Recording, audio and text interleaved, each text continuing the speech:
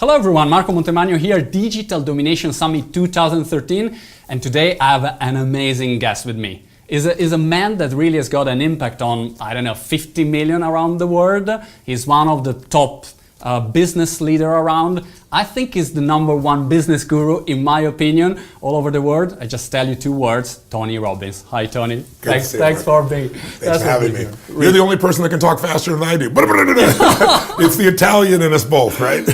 Also we Italian, we speak with hands, Yes, like it's so, like this. So Tony, I'm so happy to have you here. Thanks and before to start, I just give you the story, because obviously you don't know all the people following you for your long career. Yes. And I was thinking, gosh, when I knew Tony Robbins for the first time, so I was thinking, and then I thought, gosh, 25 years ago, wow. I was a professional table tennis player. I was like not a Chinese, but I was a professional table tennis.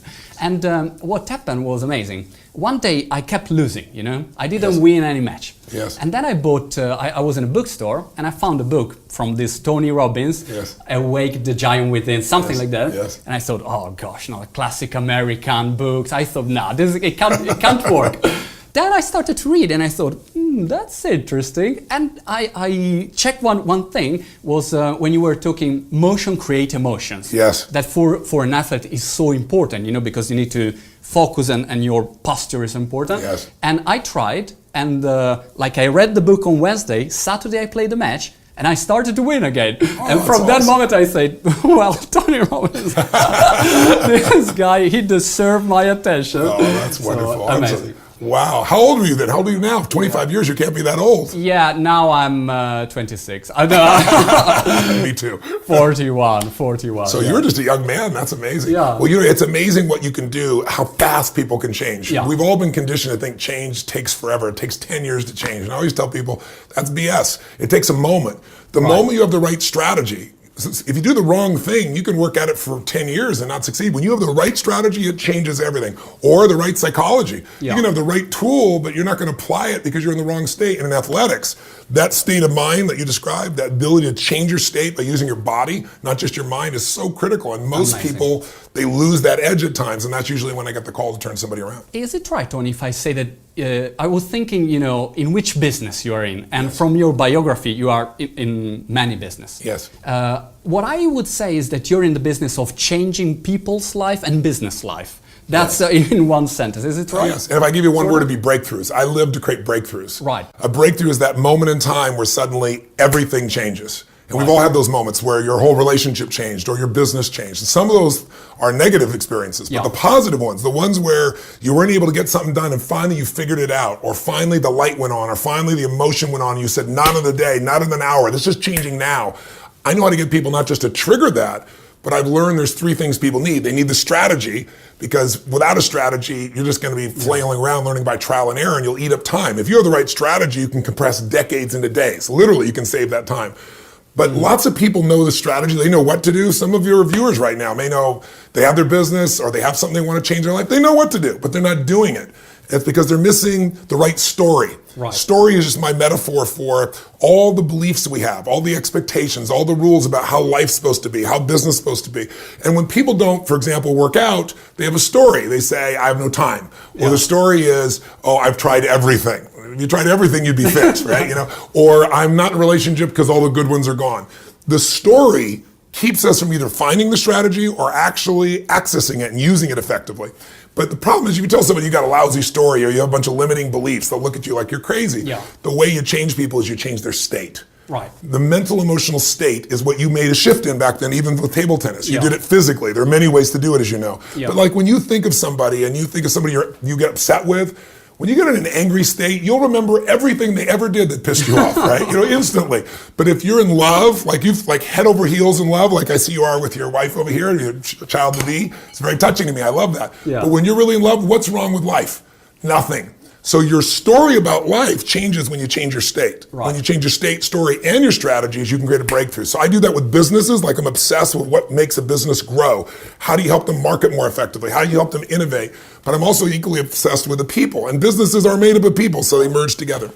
So the 3 S, strategy, story, and states. Yes. That's what is really making the difference. Well, it's much more complex than that. But I'm going to give you an answer in 2 seconds. I've tried to figure a way to encapsulate it for people, because if you're not making progress, if you're not making a breakthrough, you either don't know what to do, or you're doing something but it's ineffective, or you got limiting beliefs, or you're in a state where you're not using any of this stuff, right? And so if we hit all 3 of those, we're going to create a breakthrough. Actually, when you do an interview, you bring with you this kind of block notice, Yes. And I know that you probably think that I took my questions, but I took my block notice to get notes from all the things that I will learn from this interview, so that I was trying to use it in a different way. One question. 2013. Imagine that Tony Robbins arrived from the moon in this world in 2013, and you have to start from zero, from scratch. Yes. You had an amazing career. I mean, this is just, guys, go on Google and look for Tony Robbins, and you'll discover billions of things. Where would you start from if you should start today in 2013 to launch a successful business? Well, I think any business, doesn't matter if you're coming from the moon or you've been here forever or not been here at all, you have to you can't just come up with an innovation. People say, well, innovation's the key. I know that all businesses, Deming talked about this, so many different teachers have talked about it. It's all marketing and innovation. Drucker used to say, all businesses is marketing innovation. Well, what is that? Innovation is finding a better way to meet people's needs than anybody else does. And it's not enough just to innovate. You got to keep innovating. Apple's a perfect example. It's the most successful company in the world, but the leader was such an innovator. He drove an innovation culture that right now they're in a little bit of a lull. Now, most of us are hoping that they're going to turn that corner, but they're still doing great products, but they're not real breakthroughs. They're giving us some of the same stuff, but they aren't making it unique enough. And then the second part of a business is marketing, which is getting people to want to do business with you. Well, today we live in a world where it used to be that you could put out, the average person would watch advertisements, and after 4 ads, on average, at least in America, I don't know what it is in Europe, if they were going to buy, they would take some initial buying action. Now it takes 16 exposures. So the cost has gone crazy. So how do you break through that? The only way to break through that, some people do it by spending so much money and creating crazy ads that make you pay attention because they're so funny or bizarre or raw. But a lot of those ads, you don't buy their product. You laugh. You know the company, but you don't buy their product. Because it's not necessarily bringing you in. The other way a small business can do it is, you've got to figure an innovation that meets a need that's missing. It's not enough just to have innovation. A lot of business owners go, I have this great idea and I'm so excited, and they're going to go launch it. But there's not that big a need. And if you're going to build a business of scale, it has to feel a significant need in an innovative way, and then you got to market it. Now, how do you market it? Well, the best marketing of all is having a product that meets people's needs so well that the word of mouth is off the charts. And then the second way to do it, because that word, there's no replacement for that word of mouth. And then the second way, and by the way, that's what's made my career go for 36 years, right? People saying, oh my God, not it was good, not that I had a good time. It was one of the greatest experiences of my life. There's nothing like it. You got to go. And people think they're crazy until they go and get an experience. But then on the other side of it, you can also market today and have a huge advantage if you make your mentality of marketing what I call VAM, V-A-M, value-added marketing, where instead of trying to compete for eyeballs, you go find out who that client is and you find a way to meet their needs, and you do things for them that really meet their needs. I don't care if it's educate them, provide them an insight, something that gives them more convenience. The actual marketing itself does that for people. And then they begin to understand you, recognize you, like you, trust you, and want to do business with you.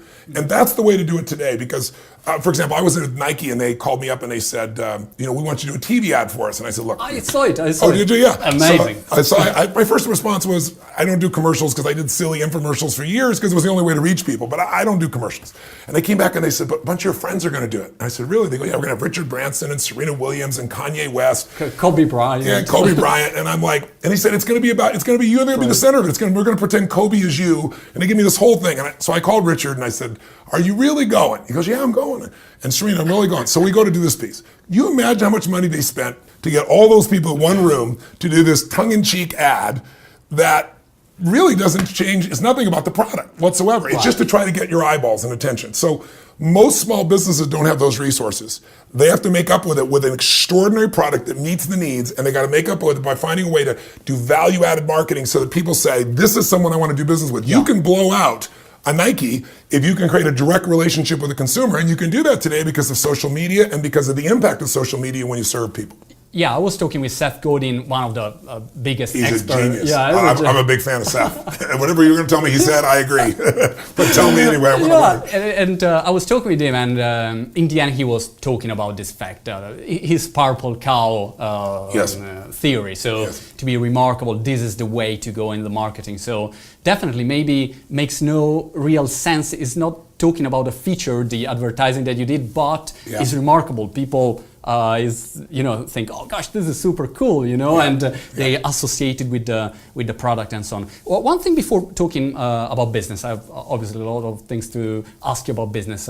I was curious what really inspires you every day, because I was thinking, okay, Tony is waking up in the morning, and why should you go to work, Well, why should anybody, right? Some people go to work because they have to. I go to work because I want to.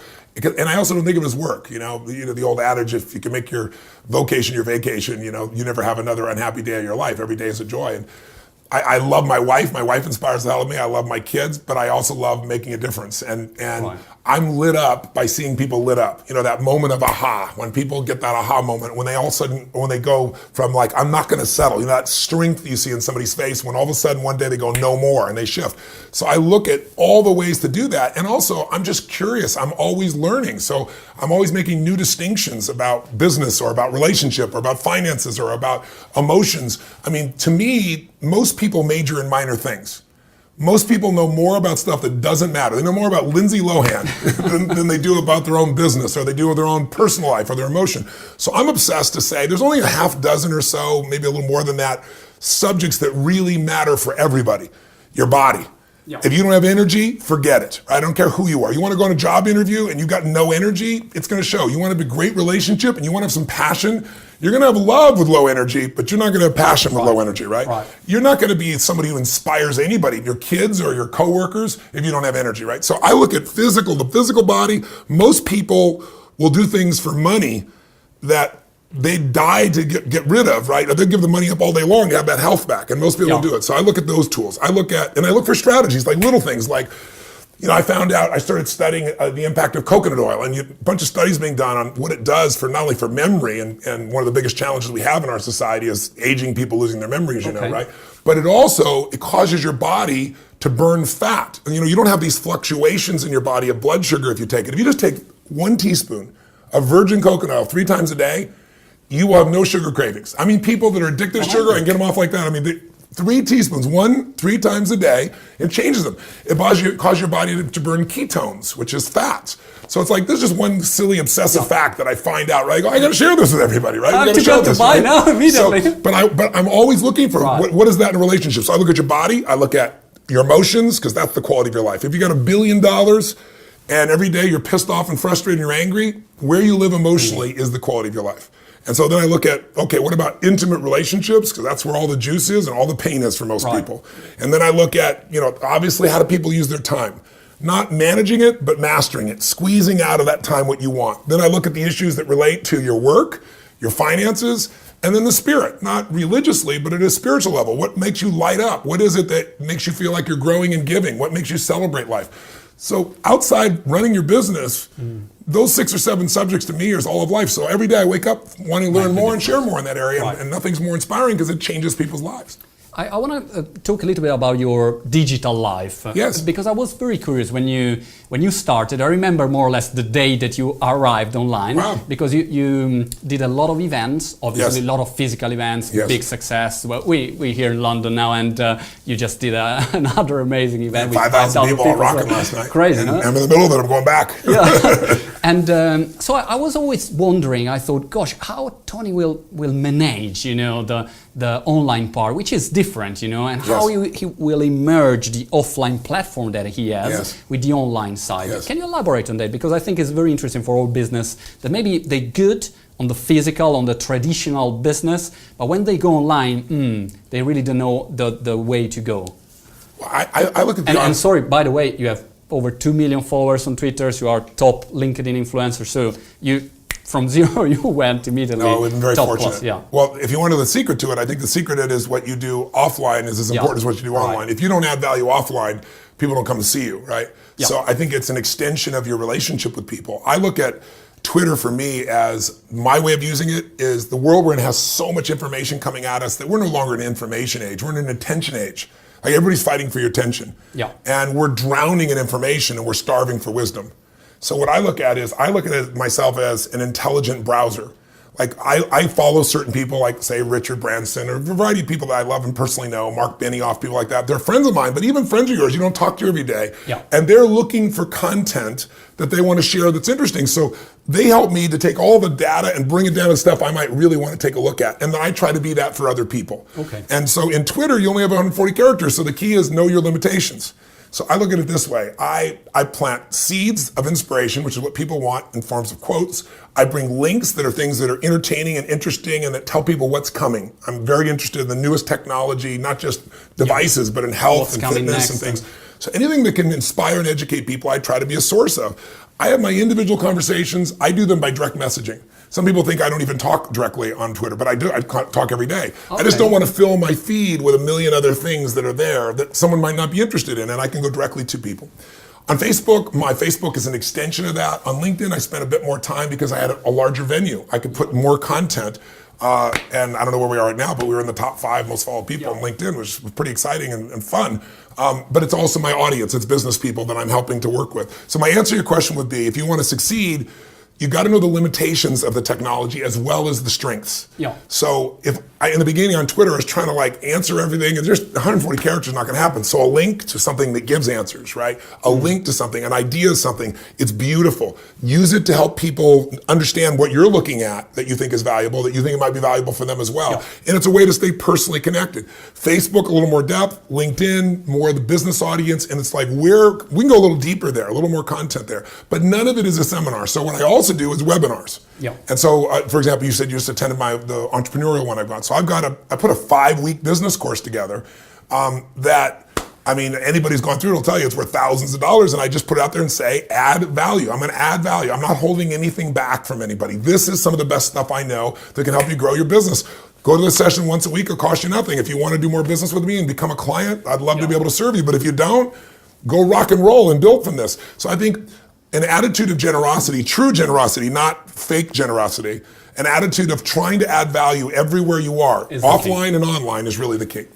I was talking with a Digital Domination Summit speaker the other day. Yes. And well, it was funny because he said, "Hey, Marco, you remind me of Bear Grylls." And the guy who's the explorer, going around.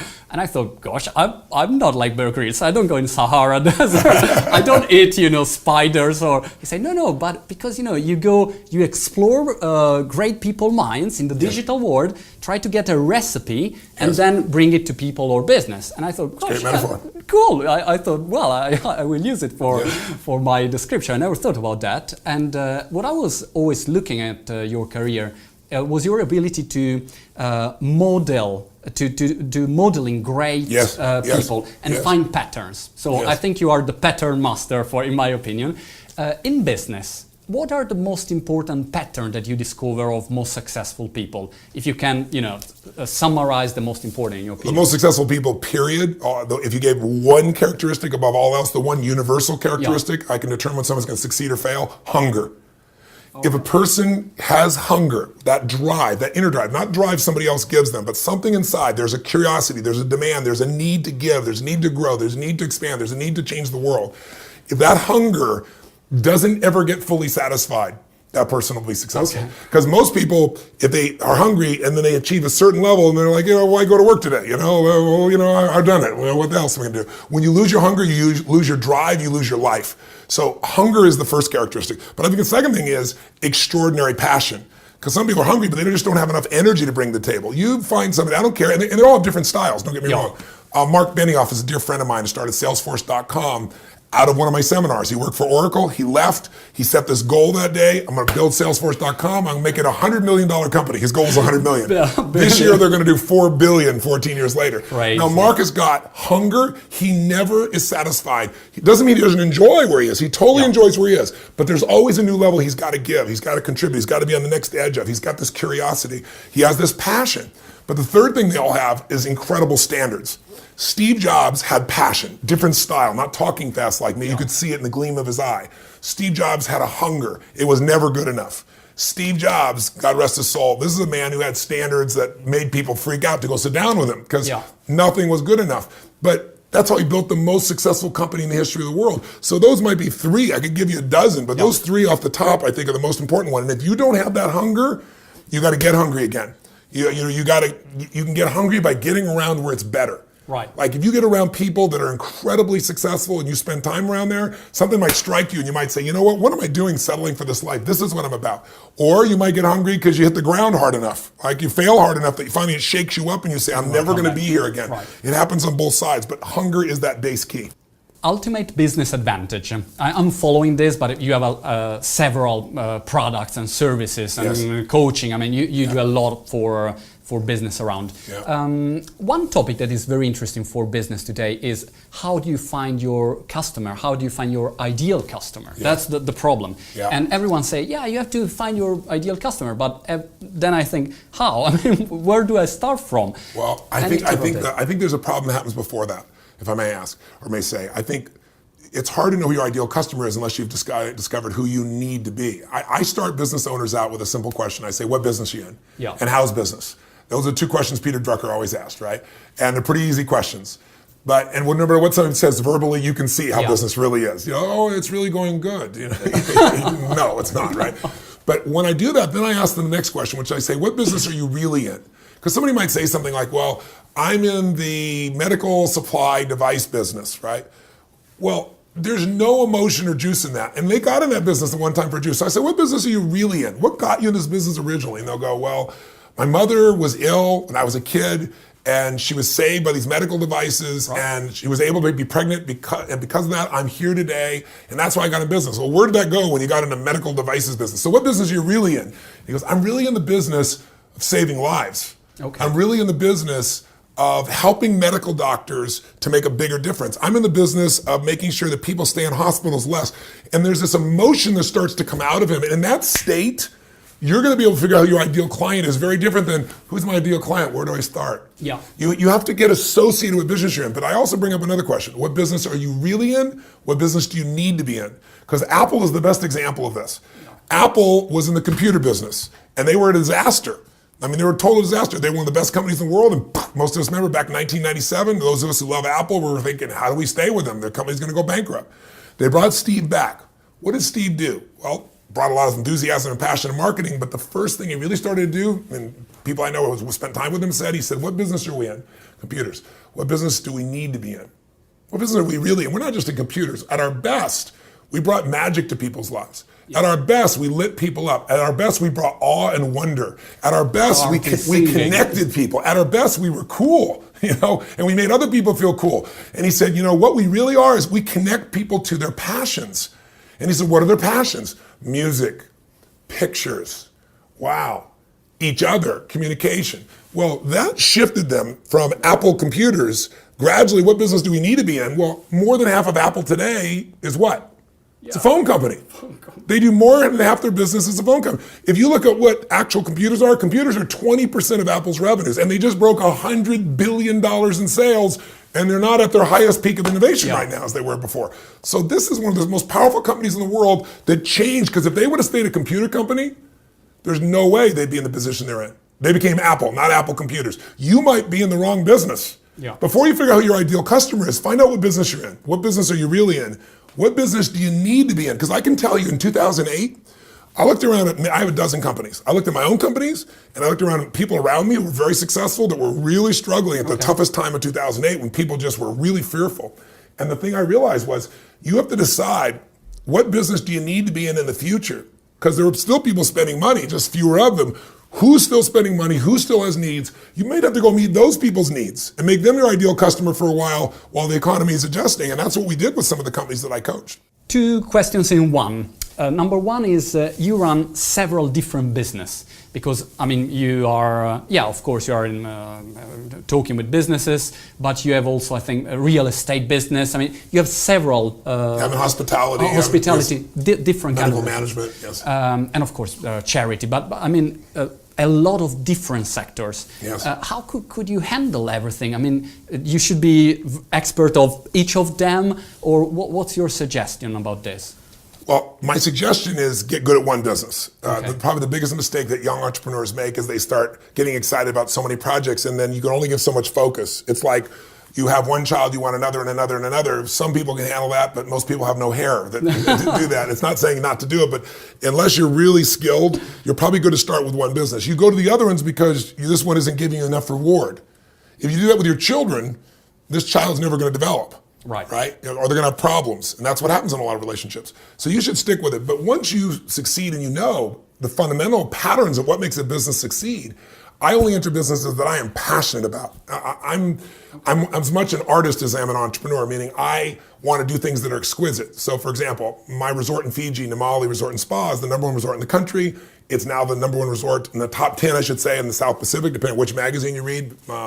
Oprah went there last year and she made it her #1 place in the world to go for Oprah Winfrey. So we built an incredible place. It was a backpackers resort that had 6 little places, and now I've got 525 acres. I bought the entire rainforest and preserved it because they were cutting it down. We have 3 miles of ocean frontage. We have 125 staff members to take care of 40 guests. That's not the best business to be in, but it's damn fun. I love it. I enjoy it. People's lives are changed. So I pick some businesses, frankly, not because it's the highest margin business, but because it's something that is an extension of what I want to give to the world. Okay. Then I have other businesses that are much more profitable. They have much bigger margin, but they still are something I believe in. So if you know how to run a business and you're totally passionate about the area and you've got strong enough people, I couldn't do any of this unless I also had recruited the best people. So I have the best people. We agree on the outcomes and purposes, not every activity. I cut them loose to make sure, as long as we're aligned on the outcome and purposes, what needs to be done and why, how they get it done is their business. And they do things I wouldn't have done. They're smarter than I am in a lot of areas. So I try to hire smarter people, be in businesses I really know, businesses I'm passionate about, and businesses that I'm a consumer of, because then I can taste and experience whether or not it meets the standard that I want for it. And I'm in business because it's fulfilling. Right. I certainly know how to make money and done extremely well in that area, but that's not what drives me personally. And for some people, it is what drives them. And so they should pick a business that has the highest margin, that in the life cycle of an industry is on its way up, not on its way down. You know, that's really important. If you're in the selling of pencils and paper and staples and things of that business, you know, that industry is midlife to starting to age. Even if you do really well, you're not going to go very well unless you're going to reinvent that industry with something new. So if you're purely for the money, you better look at the life stage. Even if you're not, you should look at the life stage because it affects your business. You should look at what your passion is, and then you should make sure you got the right people, clear outcomes, and then do you have the skills to really do this? I recently heard Richard Branson talking about Steve Jobs, and it was very funny because he in the interview said, "Hey Richard, what do you think about Steve Jobs?" And he said, "Yes, Steve Jobs, he was great. He was a good manager." And I thought, a good manager? I mean, the entrepreneur. But then I was thinking, and obviously, if anyone else would have said that phrase, oh, you know, the world would start a revolution. But Richard Branson, when speaks, probably he knows his stuff.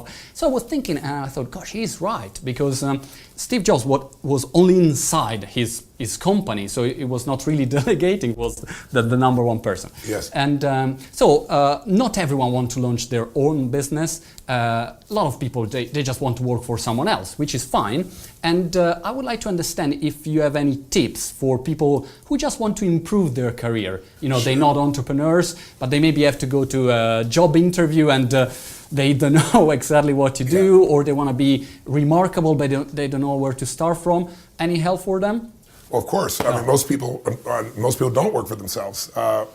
If that's what you're made of, I'd say go for it. But if you're not, you still have to think like an entrepreneur, because the world is entrepreneurial today. So if you're going to move up in a company, you have to be a person whose #1 focus is add more value than anybody else does. It's the only way to do it. If you want to make twice as much money in half the time, or 3 times, or 4 times, or 10 times, you got to figure out how do you add 10, 20, 30, 40, 50 times the value? How do you become so valuable to that company? Not by manipulation, by finding things that you can do for people. If you're going on a job interview, the #1 thing I would do is do all the homework you can about that company, about who you're going to meet with, about how the company operates. And today with social media and with the web and with conversations, you know, you can find out so much if you just take the time. Instead of doing 800 interviews, I'd be picking what my top 5 are, and I'd learn everything I could about those companies. And I'd think, are there some skill sets I need that I don't currently have that I want to go add to my repertoire so I can bring that to the table for this company as well? How might I retool my skills? Because a lot of people today are just going out on job interviews, especially in America, where there have been people that have been on unemployment for 2 years or more. And what's happened is they've lost confidence. They're not in state. They aren't certain they can succeed. And their skills are antiquated. So we're living in a world where change is happening like this. And you don't have to be in the tech business to know that the intelligence of the tech business is starting to seep into every industry. Yeah. And so today, you might want to say, okay, where's my best opportunity? There's a growing industry, obviously, in the medical field. There's a growing industry in clean energy. Maybe I have to go retool myself so that I can go get the kind of job that I want, as opposed to why do I keep failing? That'll never happen. Second, do your homework on targets, and then I would also do your homework on the person that's going to interview as much as you could. Okay. Then I'd put myself in state. I'd really say, how can I add so much value? And I'd be in there with specific things you could do. And last thing I do is go say, have some fun. Because if you enjoy yourself, the interviewer will enjoy you. But if you're in there like every moment, what you're trying to squeeze that in, you're not going to have a good time. I think you've got to be natural and real. And then the last one I'd say is go until. As simplistic as that is. I mean, guys like Disney, most people have forgotten. The guy was turned down by 102 banks. Yeah. 102 banks before they finally said yes. I mean, Colonel Sanders, 1,009 no's before he got his first franchise. 1,009, 2.5 years, sleeping in a car in his rumpled white suit, right? So even if you aren't an entrepreneur, you still have to have the entrepreneur's drive and hunger. You still have to think about how to add value constantly, and you've got to be able to connect with people. Those skill sets are invaluable whether you own your own business or not. Right. Last question, and then I'll let you go, Tony. Thank you so much for your time. I was wondering if there is an app or a website or a digital tool that you use every day and you think, gosh, this is for business, it's very good for being more productive or effective. Is any chart that Tony Robbins digital I use a lot of different apps. But what's interesting that I found about apps is there are very few you use consistently like that. A lot of them, in the early days, you downloaded everything, it was all apps. But I found there are a lot of cool apps. I mean, obviously I use all the social media, LinkedIn, Twitter, and so forth. There's ways to connect and make things happen. But I personally like to look at things and say, what's something that I could actually get some value from more long term? Okay. And so, for example, if I pulled mine out here, I'd have the stuff that is my personal life. Like I hear music and bam, I got Shazam as an old app. I still use it all the time. I got a million other apps that I didn't apply. But on the business side, I'd say, I use LinkedIn to go search other elements. It's probably one of the things I use the most that I like. I use Twitter from a perspective of the ability to have a direct conversation business-wise with my clients and customers, and sometimes I'll ask them questions and I'll get a lot of a diverse response. And it's you on Twitter. And it's me. I'm the only person on Twitter. I could have a whole lot bigger following probably if I did it. On Facebook, if it's not me, it says it's not me, and most of the time it's not. Because there's only so much time. LinkedIn, it's me. Twitter, it's me. So anyway, the point is, though, I use it sometimes to get feedback. What do you think of this? Where is this? And I'll get a group of people to go to a website to give that feedback to make that happen. But on my own experience right now, if I open my apps here and I go, what's on the front page here of this piece?